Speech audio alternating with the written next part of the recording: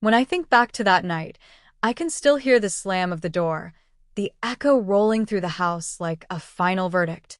My husband, Michael, walked out of our marriage in one long stride, leaving me standing in the living room with tears stinging my eyes while our 8-year-old son, Ethan, watched quietly from the couch. The silence that followed was deafening, louder than any argument we'd ever had. It was the silence of something breaking, something that couldn't be glued back together. Michael and I had been married for 12 years. To the outside world, we looked like the perfect suburban family in Illinois. We had a modest home, a small backyard where Ethan played soccer with the neighborhood kids, and a kitchen where I spent countless hours cooking dinners, hoping they would keep us all gathered around the table.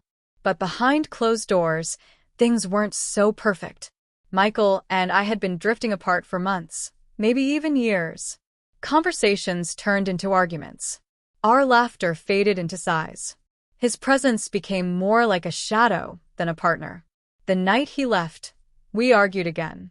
I can't even remember what started it. Something small, maybe the bills, maybe his long hours, maybe my exhaustion from working full-time while caring for Ethan. But with us, small arguments always seemed to grow into big ones. Michael finally said he was tired of the constant fights, tired of feeling unappreciated. Then, without another word, he grabbed his bag, walked to the door, and slammed it behind him. Just like that. No explanation of where he was going. No reassurance to Ethan. Not even a goodbye. I stood frozen, my heart racing, my hands trembling. I wanted to run after him, to beg him to stay. But another part of me felt relieved, like maybe the storm had finally passed. It was Ethan's small voice that pulled me out of my spiraling thoughts. "Mom," he whispered, "are you okay?" I turned to see him sitting cross-legged on the couch, clutching a stuffed bear. His brown eyes, so much like Michael's, searched my face for answers I didn't have. I sat beside him, pulled him into my arms, and whispered, "I'll be okay, sweetheart. We'll be okay." The next few days blurred together. I went through the motions. Work, making Ethan's lunches, helping with homework, but everything felt heavy. Michael didn't call. He didn't text. He didn't come home. Ethan kept asking where his dad was. I told him he just needs some time to think, but the confusion and hurt in his eyes cut deeper than any argument. One evening, about a week later, Ethan said something that stopped me cold. We were at the dinner table, just the two of us, eating spaghetti because it was all I had the energy to make. He twirled his fork silently, then looked up at me. "Mom," he said softly, "maybe Dad left because he forgot how much we love him. Maybe he doesn't know anymore." I froze, staring at my son, as if he had just uncovered a truth I'd been too blind to see. My first instinct was defensiveness. How could Michael not know? I had given him years of my life, stood by him through hardships, raised our son with him. But Ethan's words echoed in my mind. Maybe, just maybe, love had gotten lost somewhere, buried under bills, schedules, exhaustion, and arguments. That night, I couldn't sleep. I replayed Ethan's words over and over. What if Michael didn't feel loved? What if he had been crying out for attention in ways I'd missed? I thought about all the times I had criticized instead of encouraged. All the moments I chose chores over conversation. How distracted and worn down we had both become. Maybe we had simply forgotten how to love out loud. By morning, I had made a decision. I didn't know if Michael would ever come back, but I couldn't let my marriage end without trying.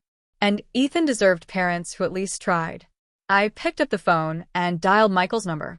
To my surprise, he answered. For a moment, silence hung heavy on the line. Then he sighed. "What do you want, Emily?" I swallowed my pride. "I want us to talk.